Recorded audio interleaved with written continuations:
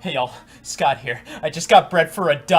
That's one of my biggest fears, was talking to somebody, really liked them. Turned out they weren't a person, they were just an affordable price. I despise deals. Somebody offered me a TV for $20, I tucked them up to $40. So it's a good thing deals can't find me here. That's why I boarded the doors, it's their Achilles heel. I've known this for a while, that's why I keep nailed wood around my neck. With all those deals out there, I guess I just have to wait out the storm with games like Sportsman's Pack, 2 great games.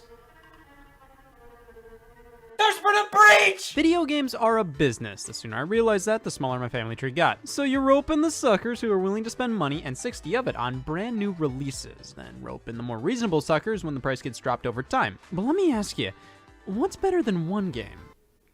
You got me there. Well, you have multiple games that may have outlasted their shelf life. Maybe you put them together in one package for an affordable price, and you never know, it may just appeal to a brand new audience. I don't speak for everyone here, but getting multiple items bundled into one product makes things a whole lot easier. You killed 2 birds with 1 stone. I could get toilet paper by itself, or I could save a trip and buy it with ranch. And hey, video games take up a lot of space. Here's my Glover room. You get multiple video games in one affordable package. Now, when I say that, I'm not talking game compilations, stuff like Namco Museum, Sonic Mega Collection. Those are taking old games you couldn't already play on that console and doing the unthinkable. Value pack games take games you could already play on said system and bundling them together to make things more wacky and pathetic. These products just exist for people to go, wow, 2 in 1. They aren't for fans, they aren't for diehards, they're merely in existence to make for better presents to give to kids half the time. It makes things more enticing. I can just buy this and get 2 presents out of the way. It's just odd because I don't ever think of these things. Nobody does. I didn't think too many of these multi-packs existed until I realized one of the most famous products of all time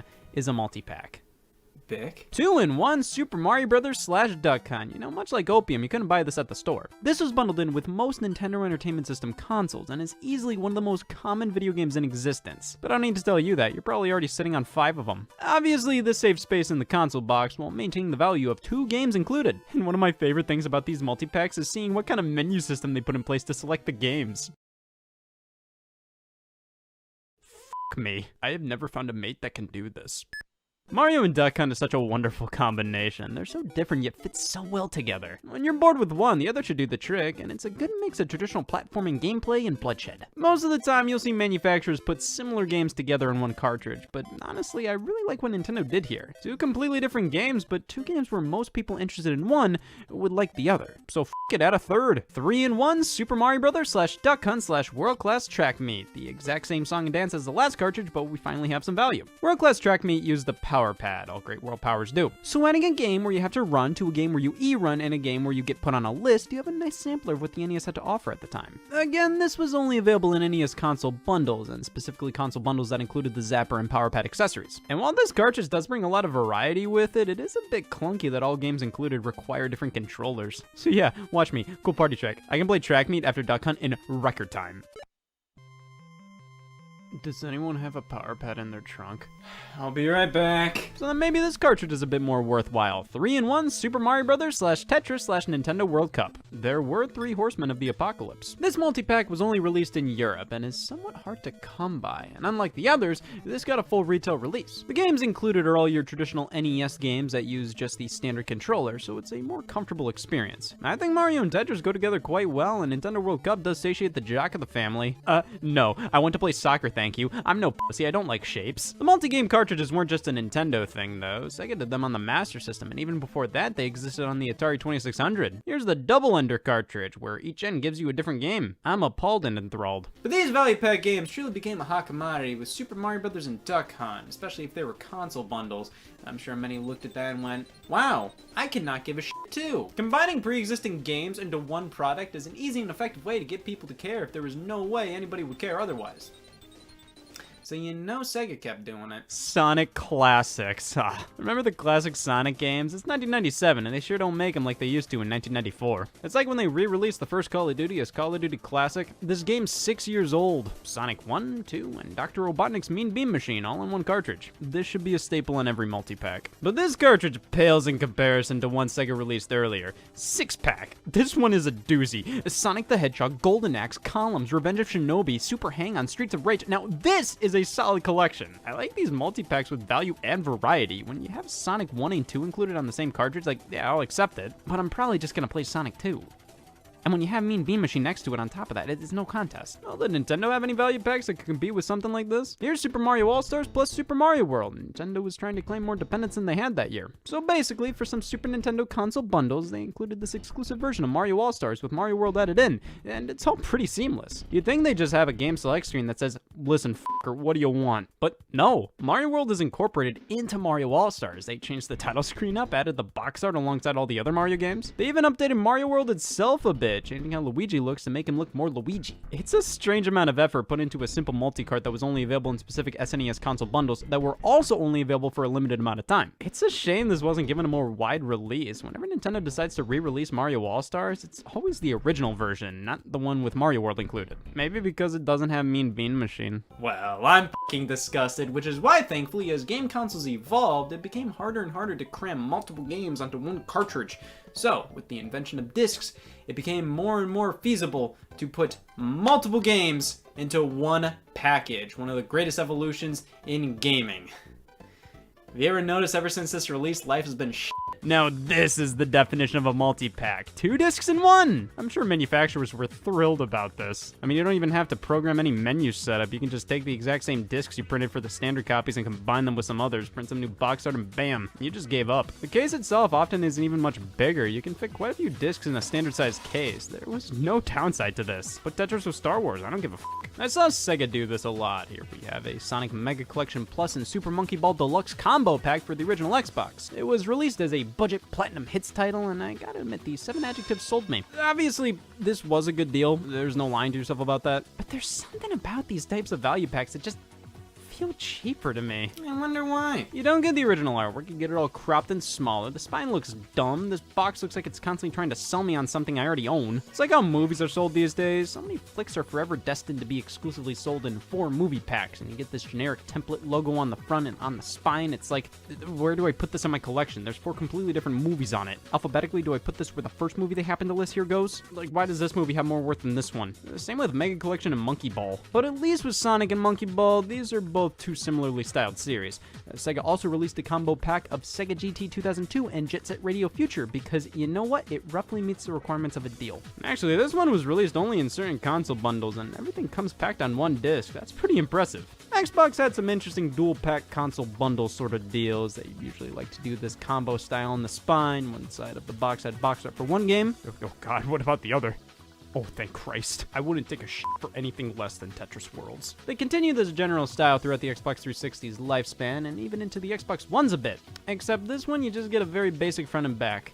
Back covers just aren't the same anymore. Over on the GameCube, they had a few shining examples like the Wind Waker and Metroid Prime console bundle combo pack. What a deal!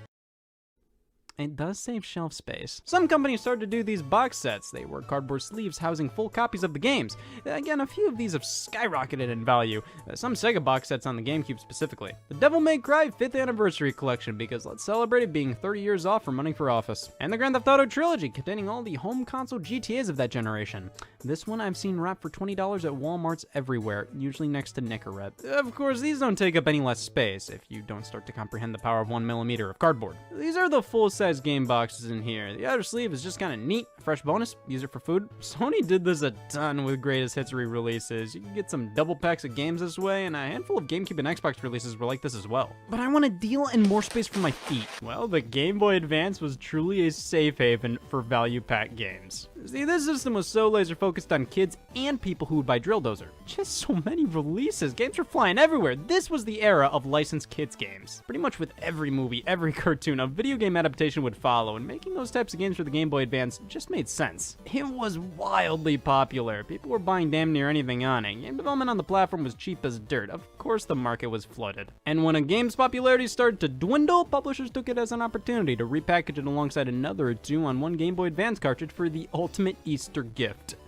This just screams Easter to me. These things were everywhere on the Game Boy Advance. I mean, it makes sense. The file sizes of these games were ass small. You could pop multiple on a cartridge and sell them for a deal, and it's even more attractive based on the portability factor. This way, you could bring 2 games on the road instead of just 1. But I never realized just how many were released. For the kids, obviously, there's a lot of licensed games combined onto one cartridge. The Shark Tale and Shrek 2 combo cartridge, for when you just can't pick who to shoot. SpongeBob SquarePants Super Sponge and SpongeBob SquarePants Revenge of the Flying Dutchman. You know, I own owned Super Sponge on the PlayStation 1, I always wanted it for the Game Boy Advance. Couple that with a Game Boy Advance game I did own being included on the cartridge, and I'm pretty miffed I never owned this until now. Just think about how different my life would be if I had this as a kid. However, I mean, these are both SpongeBob games, both 2D platformers. At least with the Shrek and Shark Tale combo, we had some variety in brand. Well, don't you worry, because THQ did release a multi-cart with Super Sponge on it, and 3 other games. The fabled 4-in-1. I've seen staplers with better labels. It's pretty cool considering this one has all different Nickelodeon shows represented within each game, just like Sportsman's Pack. Fishing or hunting?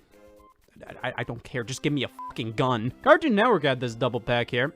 Listen, I'm just saying, you could always tell a Cartoon Network kid from a Nickelodeon one. We were a respectable breed. But licensed games weren't the only culprits. Sonic Advance and Pinball Party, Pac-Man World and Maze Madness, double, triple, or even quadruple packs on Game Boy Advance were a way of life, even when it came to movies. The Game Boy Advance Video double pack featuring Shark Tale and Shrek. Not Shark Tale and Shrek 2, Shark Tale and Shrek. The movies, not the games. Most of the content released via Game Boy Advance Video were television shows, but a few movies were released, and 2 of those movies were squeezed onto a single cartridge for some reason. I think Majesco just wanted their dad's approval. This is a fairly impressive accomplishment for the time. Most games on these combo cartridges weren't compromised, but with these movies, they definitely look worse than they did on their own single carts. It's a sacrifice, but you were already sacrificing a bit to watch movies on the Game Boy Advance anyway, so at the time, this did the job. The Game Boy Advance was a wild time to multi-pack. Oh, that generation specifically. There was a ton, but they never went away. I just don't think anybody really notices them. They just exist for people who could use them, but don't leave much of an impression other than that. There's been some interesting cases, like Lego Harry Potter on Wii, plus the first Harry Potter movie on DVD, or when DiGiorno packed pizza and breadsticks together. This is an interesting one that I didn't know existed until recently.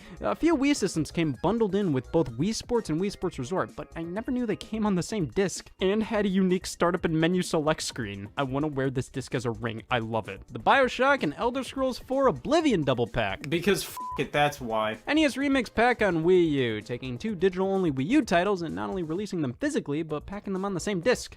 It always bugged me they didn't combine these 2 titles. NES Remix 1 and 2 are pretty much the exact same game, but with different NES titles represented. Like, it would have been cool to have all the games a part of the same menu interface, like what they did with Super Mario World and Super Mario All-Stars. Pokemon's been doing these box set releases if you want both of the Pokemon games that come out at the same time. And Nintendo's done this thing where Mario Kart 8 Deluxe and Super Mario Party are bundled together. There's basically a million ways to purchase all the Kingdom Hearts games on PlayStation 4. This one has the HD remasters of 1, 2, and Dream Drop Distance, and this one has all of that, and the third game at a painfully low price. It's really unfortunate if somebody just wants to play the first game and nothing more.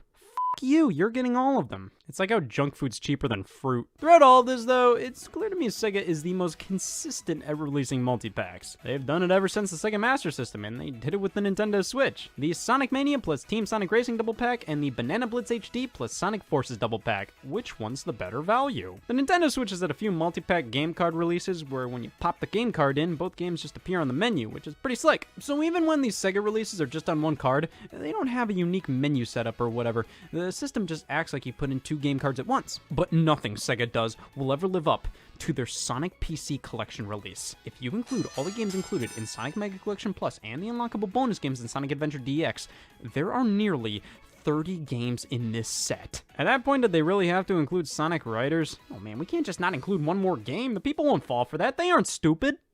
They like Sonic! And there's a lot more of these things than I initially thought, and it's getting to the point where I feel like I just have to embrace the fact they exist. Some people still like to have physical games, but they like the slimmer packaging with 2 discs in one. It's cool to see the unique menus, and while the box art is compromised and kinda cheesy, I can't help but admire the fact that these bundles help bring in new customers that may not have experienced these games otherwise. Wait. I mean, f these things.